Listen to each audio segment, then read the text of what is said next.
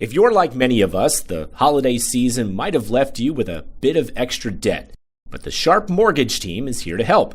I recently discovered the incredible work they're doing to help folks consolidate their holiday debt through smart refinancing. They're turning financial stress into financial freedom. Managing debt can be overwhelming, but the Sharpe Mortgage team makes the process a breeze. Their experienced team understands the ins and outs of the mortgage world and is dedicated to finding solutions that work for you. Imagine having one manageable monthly payment instead of juggling multiple bills. The Sharpe Mortgage team can make that a reality. Plus, they're not just about numbers. They genuinely care about your financial well-being. So if you're ready to kick that holiday debt to the curb and start the new year on a financially strong note, reach out to the Sharpe Mortgage team today. Visit their website, sharpemortgageteam.com. That's Sharpe with an E at the end, sharpemortgageteam.com, or give them a call. Don't miss this chance to take control of your finances in 2024.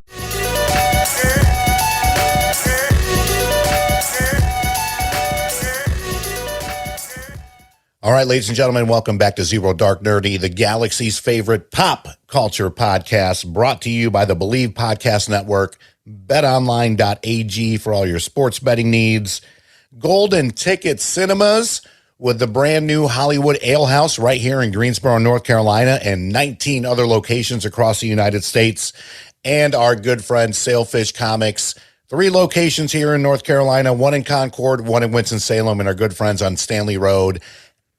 This is your boy Brian, a.k.a. El Nino, and today I am joined with... Oh, baby, we're back. Ryan Saber, Captain Cleveland, Browns, them 9-5 Browns, Cavs, Guardians, CLE, till I die. Oh, goodness gracious. Let me give you the air horns for that one.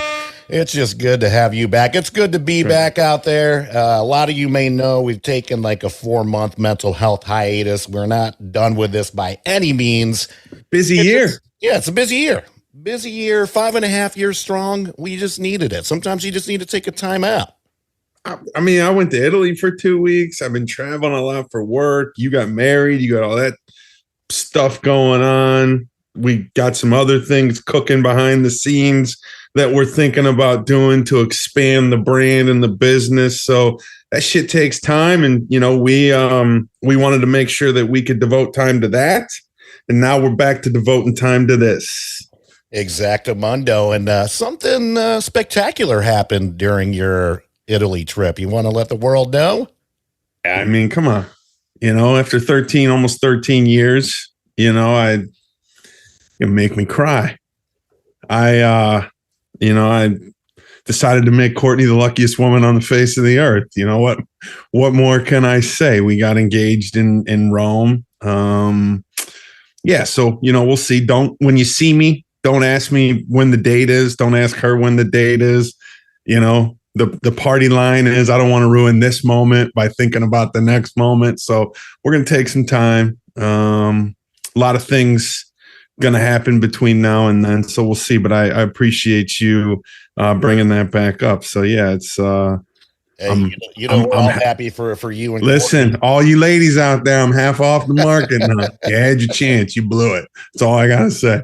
That's right. Both of us off the market. I got married back in March to my lovely wife, Ashley. There was a lot going on during this break, right? I had New York Comic-Con with my daughter, which was a blast. Got to meet Norman Reedus. Got to meet Tom Hardy, of all people. One of our favorites. You know, it was just a mind-blowing trip. My uncle got married in Puerto Rico to the love of his life. And as Saba says, we're just going to keep it under wraps. We have some things cooking for 2024, not just year 6 of this incredible journey.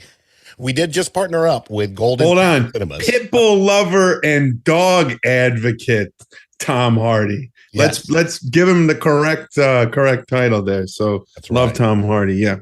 Yeah, it was fantastic. So again, we just partnered up with Golden Ticket Cinemas, 20 locations across the U.S., bringing back some of our favorite small town theaters. Are doing it here in town with the old Brassfield Cinemas. They spent $1 million and just completely knocked it out of the park. And Of course, some awesome stuff coming your way, but we'll get to that later. We're going to be doing go to the movie, go to Golden Ticket Cinemas. Yes, exactly. This is a little bit of a second chance with that location. Yep. I did not grow up in Greensboro, as everybody knows. You lived here longer than I have, but I used to go to Brassfield Cinemas all the time. And when it closed down, it was like, oh shit, and we talked about it on the show, how, if you don't go to the movies, if you don't take advantage of the opportunity, some of these smaller, more convenient, a little bit more intimate venues, they go away. So, look, it doesn't matter that, we have a partnership with them. I would say this regardless. Go to Golden Ticket Cinemas, go to Red Cinemas, go to all the small venues in your town. We have fans all over the U.S. and globally. Go to those small venues. Make sure that they stay open, because you can only watch so many movies at home on Netflix, on Apple TV, all that, right? Like, that cinematic experience is critical for all of us. It's what we grow up with, a lot of nostalgia there, but we got to continue to support those businesses. So please, please, please. And Golden Ticket's open now. So go see a movie there over the holiday season. I challenge everybody that's listening to this to make sure you go see at least one movie during the holiday season to keep some of those small businesses going. Could not agree more. Just like you said, I mean, we can only watch so much at home, but nothing beats the movie theater experience. Plain and simple. Golden Ticket, we are so glad to be partnering up with you, and thank you for revitalizing a staple of a movie theater here in Greensboro. Just like Saba said, it's open now. Go check them out. They're going to do an official grand opening in January that we can't wait to attend, but they're open right now. Be sure to check them out, goldenticketcinemas.com. So, we figured it'd be fitting to come back and recap this crazy year. We're, in the middle of a recession, getting ready to go to an election year next year, and that's another topic for another day. But, there's been some shows and some movies we want to dive into a little bit, and, some surprises, some flops, some disappointments, and, just some all-around great cinematic adventures. So let's kick this off with Captain Cleveland. What are some of your, I guess you could say, highlights for 2023? And I guess we'll go ahead and start with movies. You want to start with movies. So I want to preface all of this by saying, one of the things that we talked about on one of our last episodes when we had our friend Michael Turek on is that, we just went through a work stoppage in Hollywood across the board. Mm-hmm. So the back half of this year, there wasn't a lot of new content. A lot of things got pushed, and I talked about it being a busy year. Full disclosure, there was a lot of things this year that I have not seen, both TV and movies that I want to. I plan on sort of refocusing and making more of a commitment in 2024 to go back. I didn't watch this last season of Succession.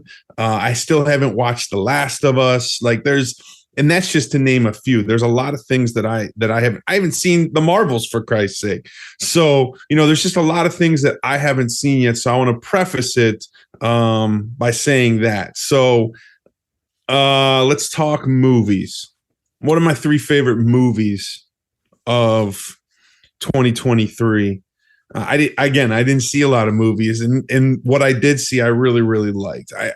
I'll start with kind of we'll go 3-1 on this. I would say my 3rd favorite movie of the year, very on brand for me, was Guardians of the Galaxy Volume 3. That's the last film that I actually saw in the theater after that big rant about going, what? Watching movies in the theaters. I told on myself, we had an episode, we talked about it. Great movie. Go back. I encourage you. You can hear all my thoughts on that. Both of us, our thoughts on Guardians of the Galaxy Volume 3. If you haven't seen it, it was a really well done movie. It was a good farewell to that piece of the Marvel Cinematic Universe. Some components of that group will be back down the line, but the majority of it will not. So I thought it was very tastefully done.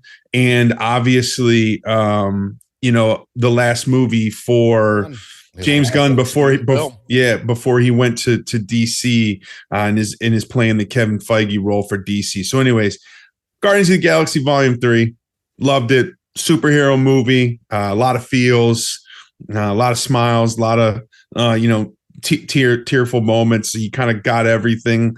It was a great movie. Number 2, being the sneakerhead that I am,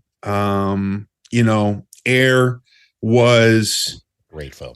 I wouldn't say that it was a surprise because, I'm a huge Ben Affleck, Matt Damon guy to begin with.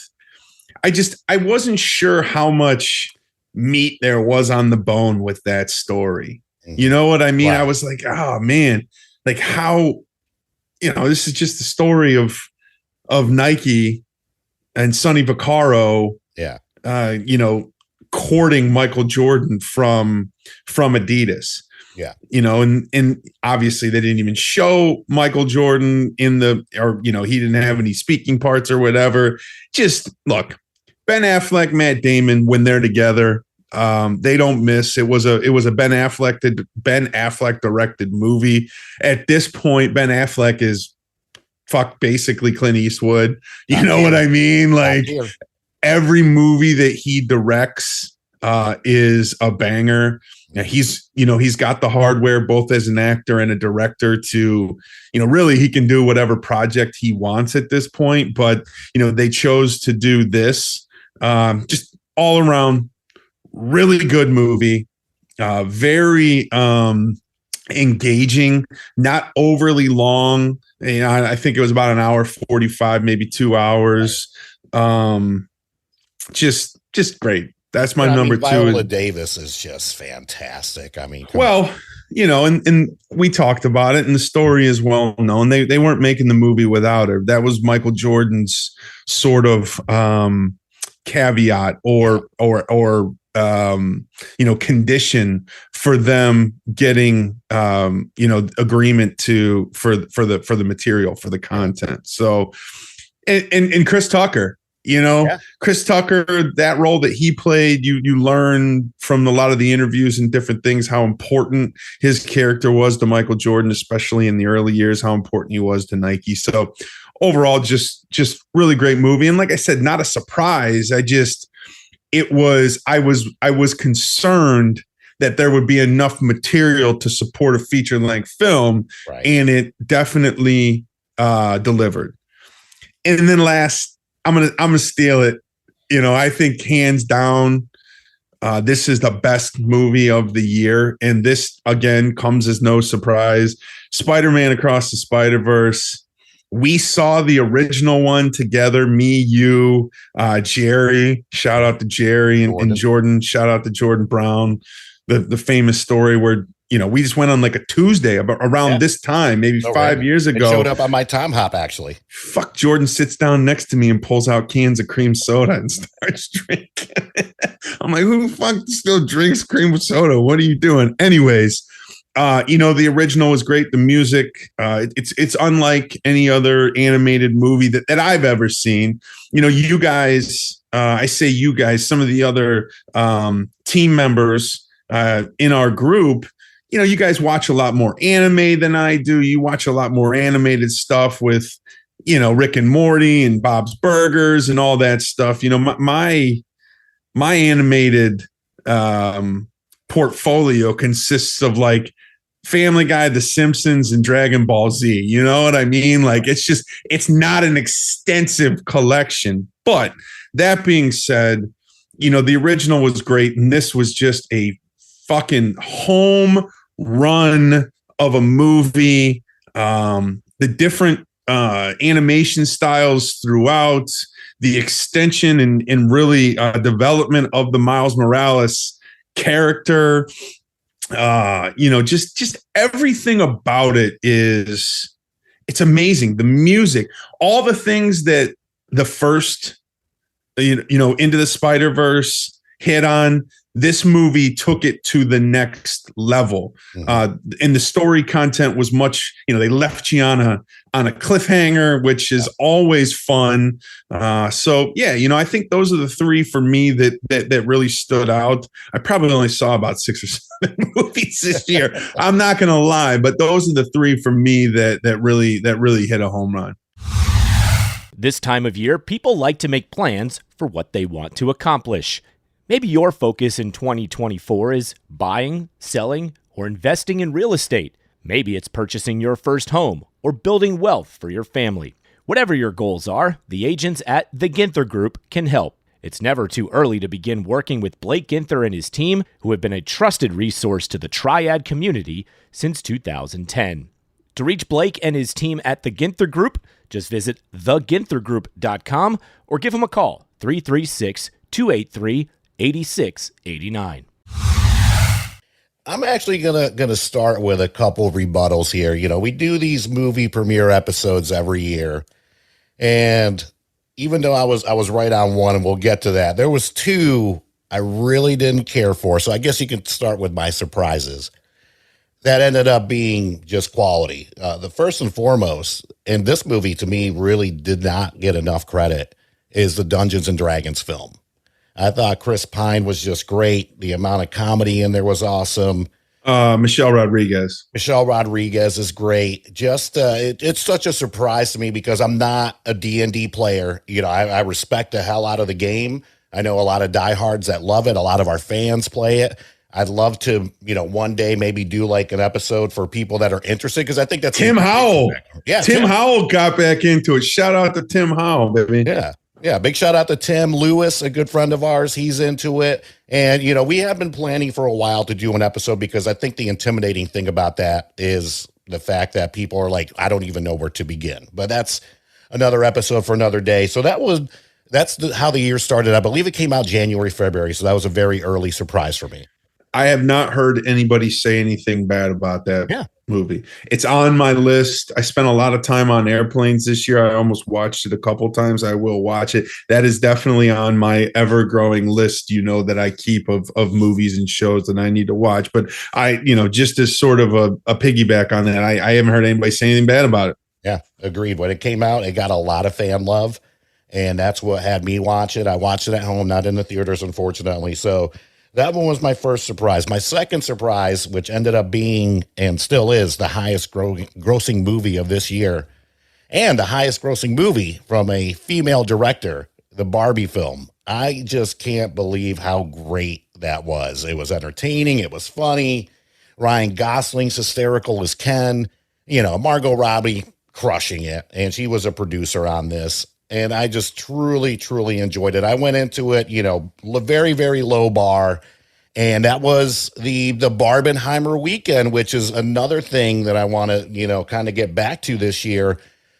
That was the first time that weekend that I saw movie theaters like we did back before streaming. It was just awesome to just see, I don't want to say the long lines, but just to see the excitement, the energy, like just that Barbenheimer mashup of serious Christopher Nolan film, then of course Barbie there. And I believe I went Saturday to Barbie, and then I went Monday for Oppenheimer.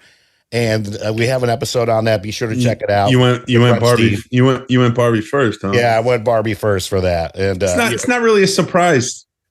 Well, I mean, to me, because that was on my list of movies I didn't care about. It's not really a surprise to me. But I mean, to me, it was just so surprising, the buzz and how they played on that Barbenheimer buzz.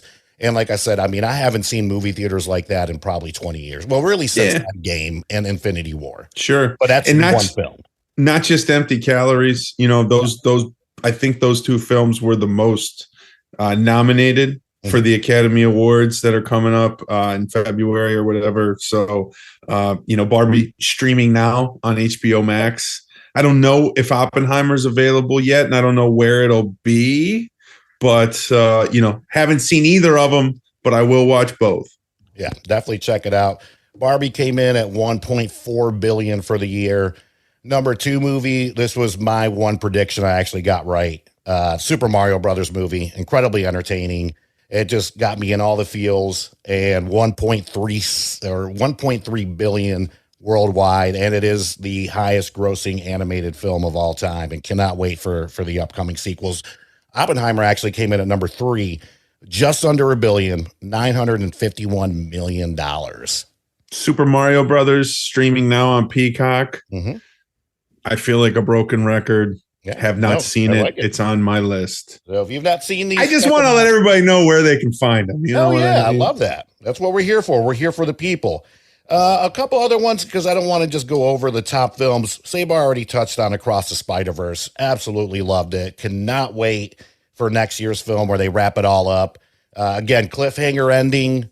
I was sitting here and I actually forgot that they made it at the same time in the 2 parts. And my wife was like, what the hell? And I was like, oh yeah, this was a 2-parter. Can't say enough about it. Sabe already touched on it, so I don't want to keep going on that. Guardians, of course, all in the feels. I think I have shed a tear in every single Guardians movie. At least one tear. I know I definitely did on We Are Groot in part 1. In part 2, I think it was I'm your daddy, but he might not. What does he say to him? He said, I might not be your father, but I am your daddy, boy. Yeah. Or it might be reversed, something like that. But yeah, Yondu, and then of course the end scene where the whole entire Ravagers Legion does the send off.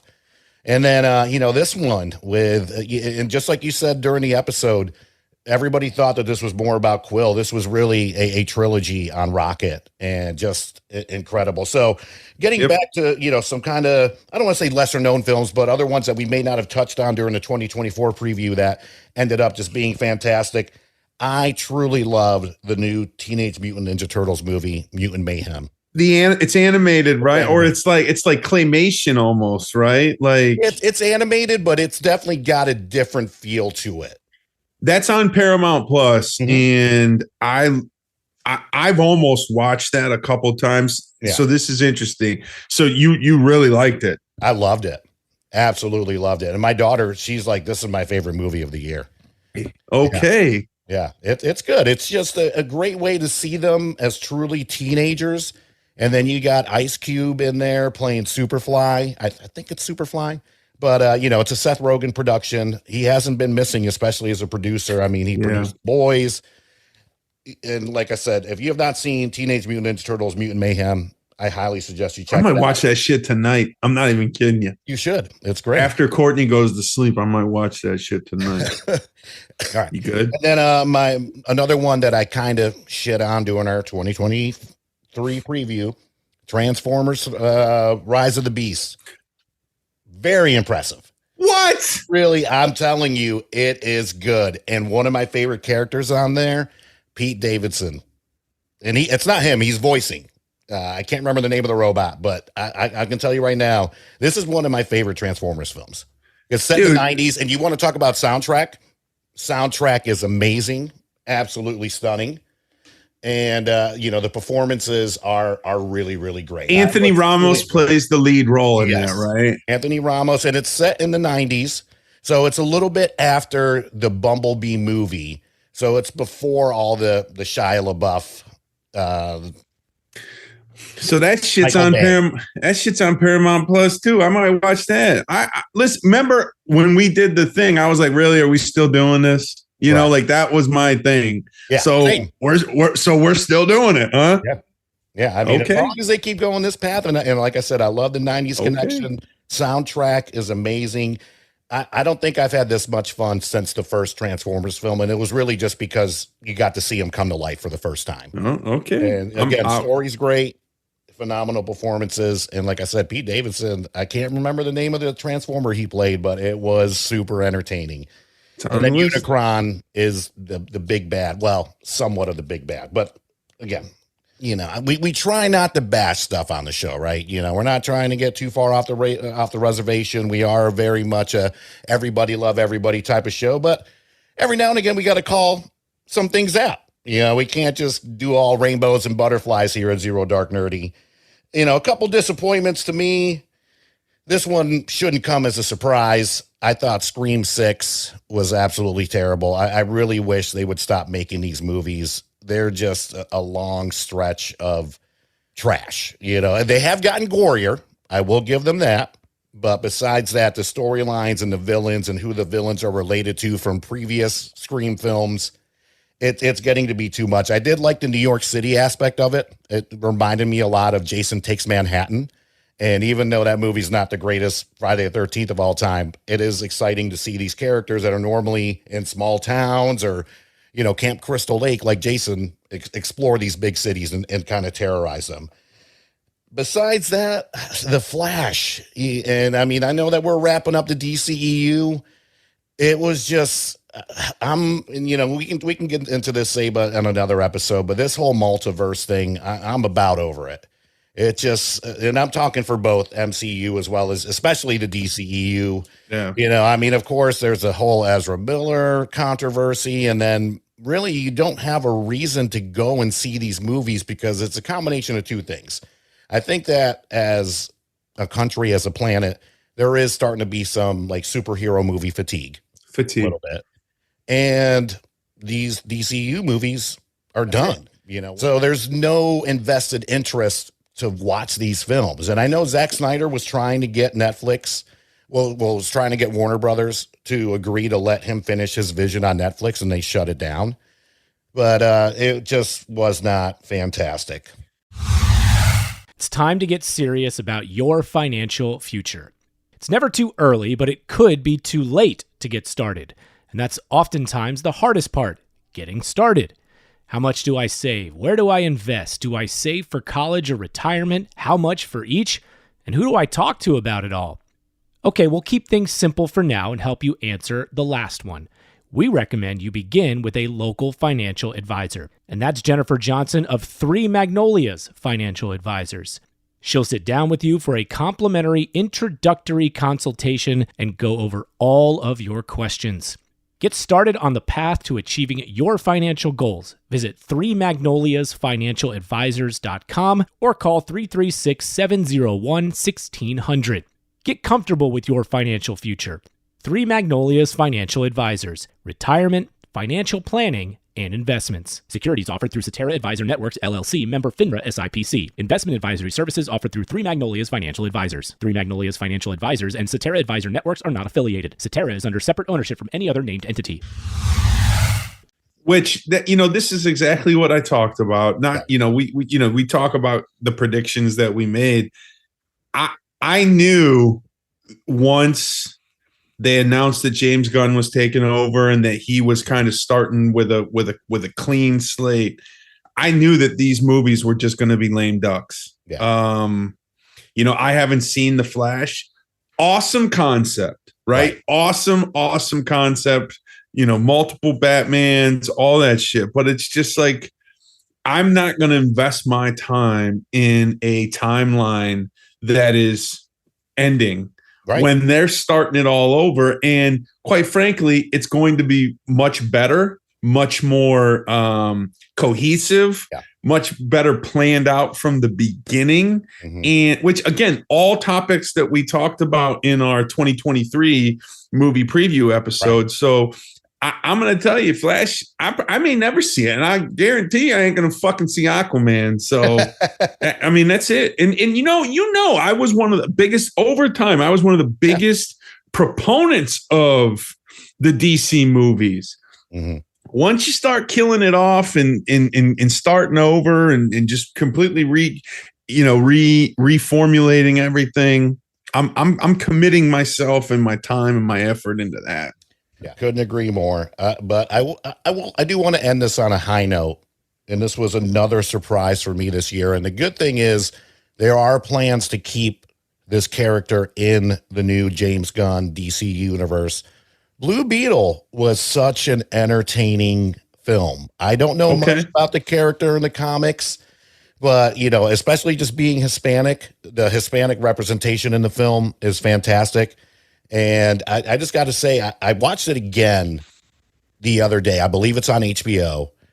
And it's a really just fun film with a great storyline. And it's about family. Like, not that you're not about family, but, Hispanics, we're all about family. And just seeing everything from the grandma to the sister to everyone just being involved. It was surprisingly good. And James Gunn has said that there are plans to keep the Reyes character, Jaime, in the new DCU. So we'll see what happens with that. So that one is probably my last surprise of the year. I do want to give one shout out to the horror fans out there.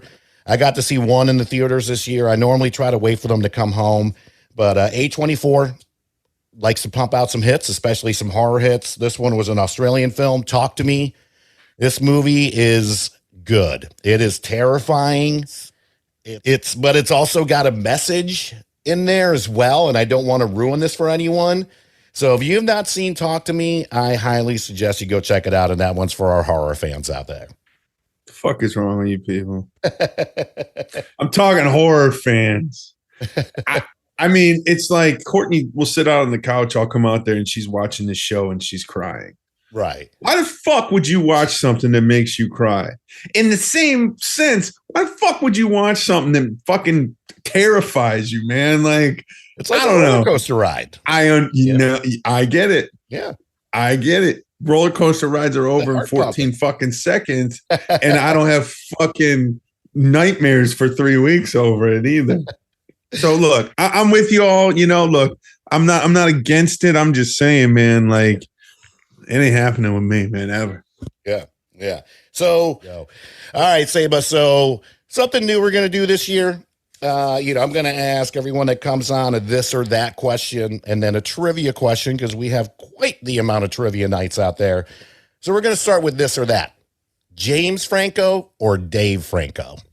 Well, unfortunately, if you had asked me that question 3-4 years ago, it's James Franco, but James got some shit going on. Yeah. Let's just go on the acting prowess. Like I am. Yeah. And look, James Franco hasn't done anything very good in a while. Yeah. Dave has been in some stuff. He was in the Neighbors movies with Zac Efron and Seth Rogen. You know what, dude? I'm gonna go Dave. Yeah. I'm gonna go Dave Franco. There you go. And I gotta say, I think Dave Franco is a funnier actor when it comes to comedies. Nothing against James. I just think Dave is funnier, and especially Unfinished Business with Vince Vaughn. Check it out if you've not seen this movie. It is absolutely hysterical, but I got to go with Dave Franco as well. So that's your this or that question for this episode. Now I have a trivia question for you. So, by the way, if you're here in the Greensboro area, please be sure to check out our website, popculturepodcast.com. Go to the event page. You will see all of our trivia nights, or at least a majority of them. We're doing trivia, big shout out to Jadon, doing trivia, him and his team out there, 6-7 nights a week, all over the place.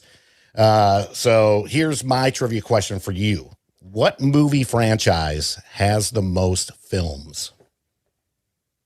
I'm going to go the Fast and the Furious. Final answer? Final answer. So no. And I'm going to give you the top two.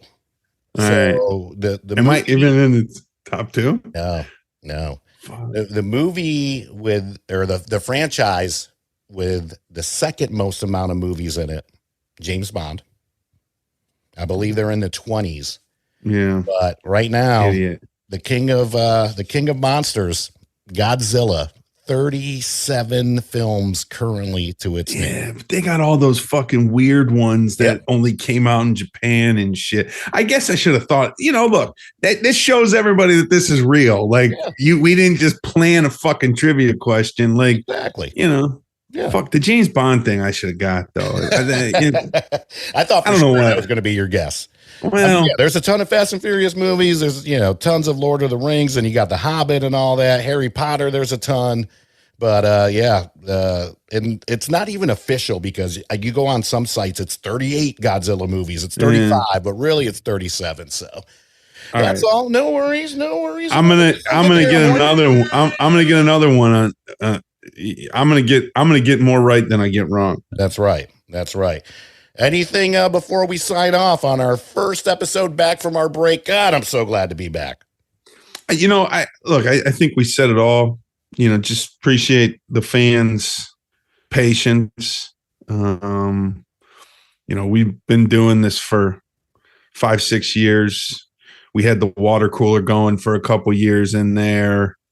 Life, careers, everything sort of gets in the way. So just appreciate everybody's patience, and we're going to be back and better than ever. And we love you. We missed you. I mean, he summed it up for us. This is Brian from Zero Dark Nerdy, my man, Captain Cleveland Saba.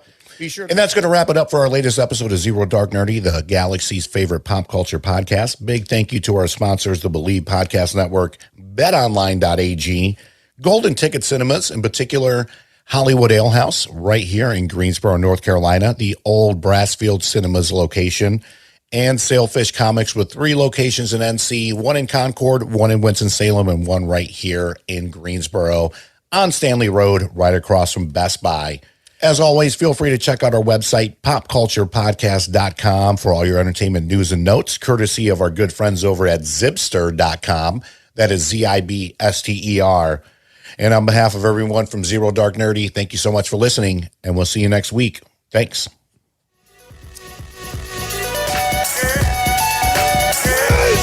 Yeah! Victory! And anger management? Fuck anger management.